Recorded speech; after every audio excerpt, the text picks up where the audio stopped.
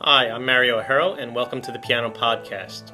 A lot of parents wonder when is the right time to start piano lessons for their kids. Now, there's no right or exact age, as every child is different.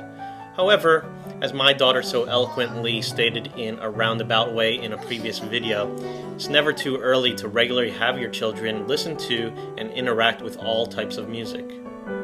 I used to have a policy that a student had to be at least 6 years old or older in order to take piano lessons with me.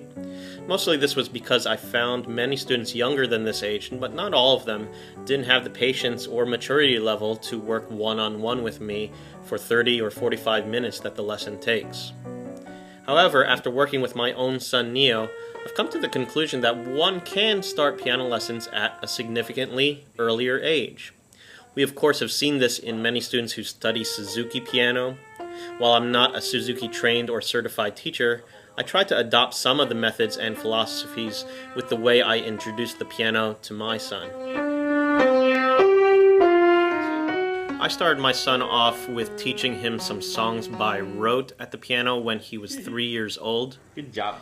These were commonly heard folk tunes and songs that he had already been familiar with from songs we have played at home and also songs that he's experienced with in his Kindermusik classes. By the way, if you haven't explored some early childhood music programs such as Kindermusik or Music Garden, you might want to explore those before starting formal piano lessons. After he had compiled enough experience playing pieces at the piano by rote and ear, it was time to move him into reading music notation. While a piano method book is not required to teach reading music, there's so many good methods out there that present materials in a nice progressive sequence to get students to become competent musicians. I chose to use the Leonard Student Piano Library to draw materials which my son could learn from. This is one of the initial pages and one of the initial pieces within the Leonard Student Piano Library. The reason why I chose this method with my son Neo was that the pages are really clear and not cluttered with lots of extra information that is unnecessary at the time here. Whenever a new concept is introduced, such as notes here, they box that off in this blue area at the top of each page where we introduce notes. They explain how the notes with the stems pointing up should be played with the right hand, and the notes pointing down are with the stems pointing down are played with the left hand.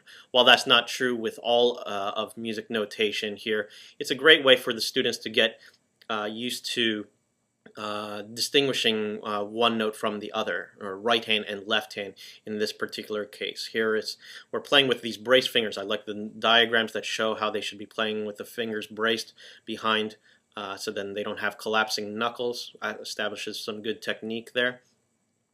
And also the way that the notes are represented on the page here, you'll notice that the first phrase over here, climbing up this tree, it starts off written lower on the page, and then when the student moves to another group of two black keys up higher on the page there, then of course they're written higher on the page, just like they're played higher on the keyboard. One of the most appealing features of the Leonard Student Piano Library is the quality of the music even at an early stage of musical development. A lot of that is enhanced by the use of the accompaniments that teachers can play along with the students here. If you look at the bottom of this climbing up piece, you have the written out accompaniment that teachers can play along, and if the parents can't play the accompaniments, which can be elaborate at some times, there's also the CD and MIDI discs that the students can work on at home. But here's a video of me and Neo playing the climbing up piece along with the climbing down piece to give you a good sense of what this piece is like.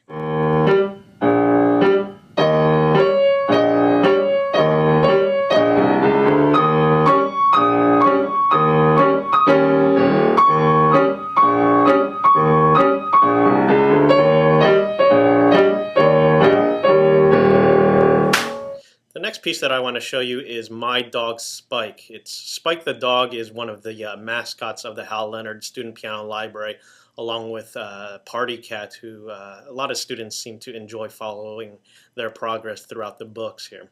My Dog Spike is simply a an arrangement of popular folk tune Hot Cross Buns, which many students should be already aware of.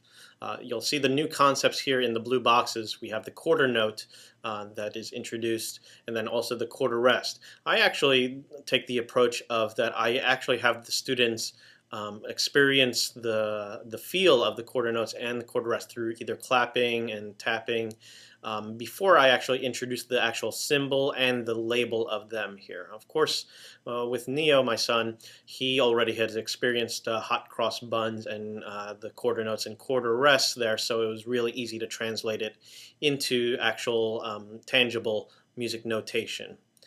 Hot cross buns, or My Dog Spike, falls into this three-note pattern, and it's usually best for students to work on the group of black keys here. We're working on the group of 3 black keys with the fingers in the left hand, 4, 3, and 2 there. Students seem to grasp are able to associate finger numbers with certain keys, the black keys, much more easily than they do on the white keys here. And then they learn the piece through playing it off of the staff, but you'll notice that the notes are written directionally, that they move up and down according to where they are on the keyboard here. So the My Dog Spike goes My Dog Spike, rest, off to school, rest, out to prove that he's so cool, rest. The best way to approach this piece when introducing the notation to the students so that they see the bigger picture, I like to point out that there's basically 2 different patterns going on here. You have the My Dog Spike here, that 2, 3, 4 pattern, and then the rest. And then it's simply repeated here again in the off to school. And then you'll also even see it at the end with the he's so cool part here. Right? It's really important, I think, for students, even at this early age, to start seeing notes in groups rather than concentrating on notes individually here, so that they see that this piece is merely made up of 2 different patterns, the My Dog Spike 2, 3, 4 pattern and the Out to Prove That 4, 4, 3, 3 pattern as well. This is also accompanied by the sister piece in the right hand, Sorry Spike here. And here's a video of both Neo and myself playing the accompaniment part to My Dog Spike and Sorry Spike.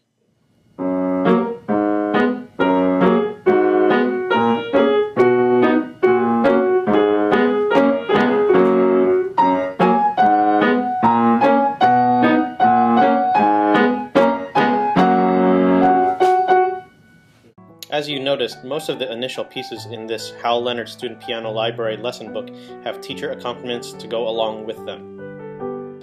I think this is crucial as it helps the students establish better listening habits and a steadier sense of rhythm.